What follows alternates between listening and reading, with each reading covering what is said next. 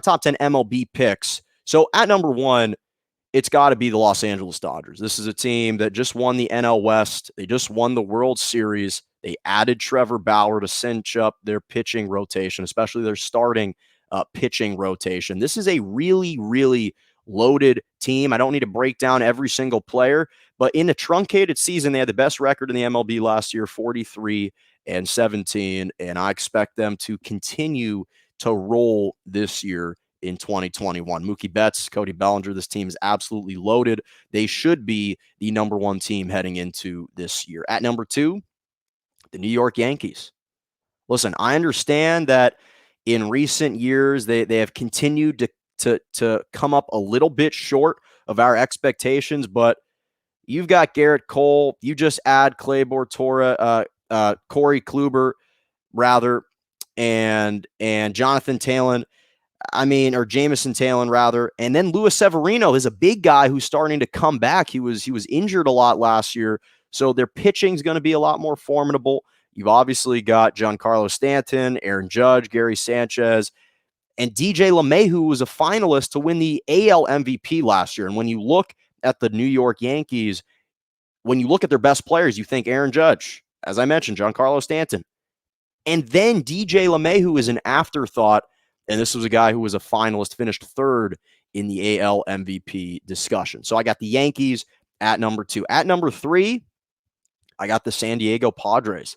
Listen, this is one of 6 franchises that has yet to win a World Series title. This NL West is going to be hot and heavy, and the Padres made some huge offseason acquisitions this year. They signed Blake Snell from the Tampa Bay Rays, who reached the World Series last year. They signed Yu Darvish as well. They re-signed Fernando Tatis Jr., who's a mega star, who's just a budding and emerging superstar.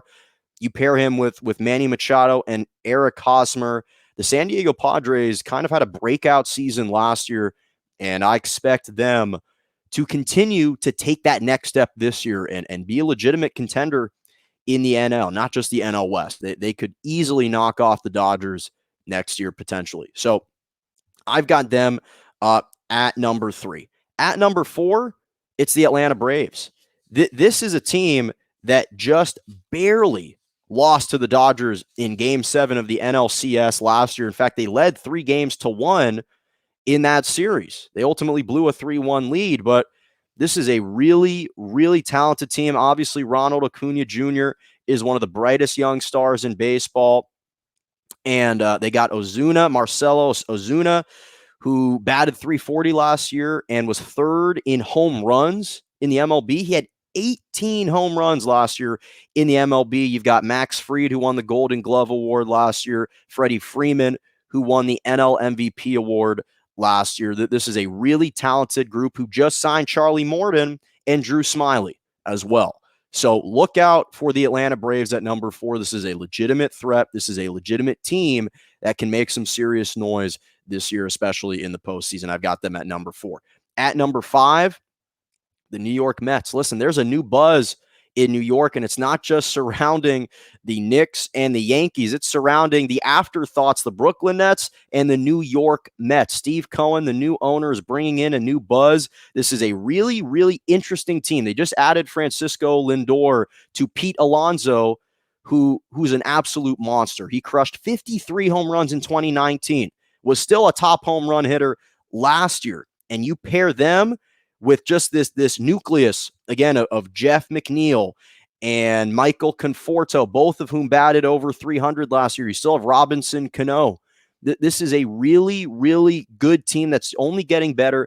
And again, I don't know how many times we have to say this. Jacob deGrom might be the best pitcher in baseball. A 2-time Cy Young winner, 2018, 2019. Thor, Noah Syndergaard, is coming back. He's returning, and his health is really just the biggest question mark when you look at the New York Mets, because if he's healthy, now you've got a legitimate 1-2 punch at the starting pitching rotation. So I really like what they've done. I've got them at number 5. At number 6, the Chicago White Sox. Yes, they are impressive Eloy Jimenez is the biggest question mark. He is a sensational player. He did undergo surgery in late spring, so the biggest question mark will be surrounding his ability, his recovery, his rehab. Can he get back to his all-star type of form? Jose Abreu just won the AL MVP last year. This can be a really kind of promising team this year. They got a new manager in Tony La Russa. So I like the veteran leadership that he will bring into the clubhouse as the manager of the Chicago White Sox. Again, they only finished one game back of the Minnesota Twins for the AL Central crown last season. So I really like what they've got. Lucas Giolito, apologies, Giolito. I can never get his last name right. Obviously, Dallas Keuchel, again, another formidable 1-2 punch for the starting pitching rotation. So I like the Chicago White Sox. I really think they're going to be one of these surprise teams that crack into the top 10. I have them at number 6. At number 7, much to my chagrin, the Houston Astros. Their talent is undeniable. I know they lost George Springer, but they've still got Jose Altuve, Alex Bregman, Carlos Correa, Kyle Tucker, Michael Brantley led their team last year batting over 300. They still retain those guys.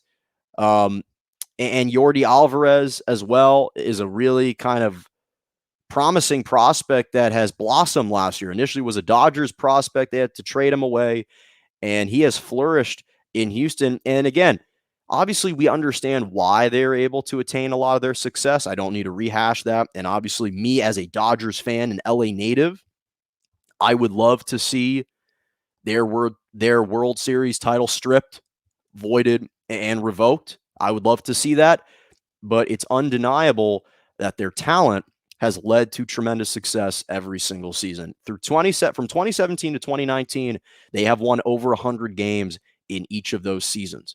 So this is a team that wins a lot of regular season games. I see them at number 7.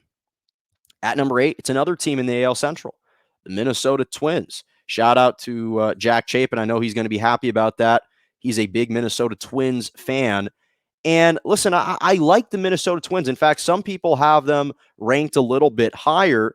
They've won the AL Central 2 years in a row. Likely will win it again for a third year, although, again, I think the Chicago White Sox are a little bit better than them. They signed Aldrelton Simons, who's a really talented shortstop. Again, defensively is where they had their biggest issues last year. I really like him. Obviously, Miguel Sano, Josh Donaldson, and Nelson Cruz make up that big trio for them, for this team.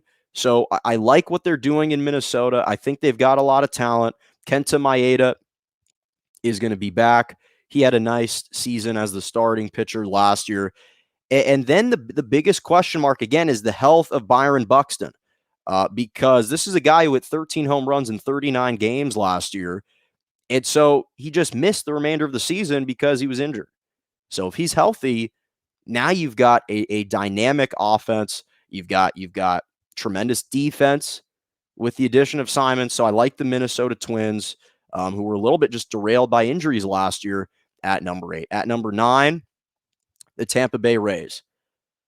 This is a really interesting team because I still think they are immensely talented, even with the absences now of Charlie Morton and Blake Snell, because Randy Arozarena is coming and he's here. He's arrived.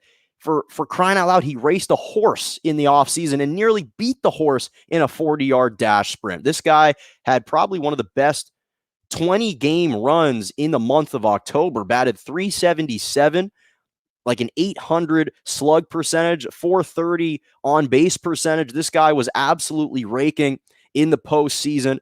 He's an all-star, a rookie of the year favorite. I mean, this guy is just tremendous. You still got Brandon Lau. You still got Kevin Kiermaier, Willie Adames. This team is really, really good. They're taking a step back because of some of the losses at the pitching in their bullpen. But they still got Tyler Glass now. And then again, this is a team that reached the World Series last year, and I don't think they'll take such a precipitous fall going into this year. I still really like their team. Again, Randy Arozarena, 10 home runs in that 20-game stretch. That's just unspeakably great. And at number 10, I got the Washington Nationals. I'm a big Juan Soto guy. If you don't like eccentric Juan Soto, I'm sorry. You just, he's one of the most captivating young players in MLB. And that's saying a lot given that I don't watch as much of the Major League Baseball as I do the NBA and the NFL. But he is someone that draws me to the TV. He is someone that gets me excited. His antics and his histrionics and his gesticulations up at the plate, trying to play mind games with the pitchers. You have to appreciate a guy that is so comfortable and secure with himself that he just rakes all the time. He's a fantastic player. And you pair him again, Trey Turner. But the real reason why I've got the Nationals at number 10 is because they're pitching. They still have elite pitching. Max Scherzer, Steven Strasburg, Patrick Corbin in the bullpen. Then, not to mention, you still got you've got a couple other guys in there as well. That's a big reason for their success, and I really like again the makeup of this team, led by Juan Soto and this pitching and this bullpen. They won the World Series in 2019. They had a down season last year. I think it's a bit of an anomaly going 26-34. I think over the course of an entire 162 game schedule, this team will perform much better. So that's my top 10.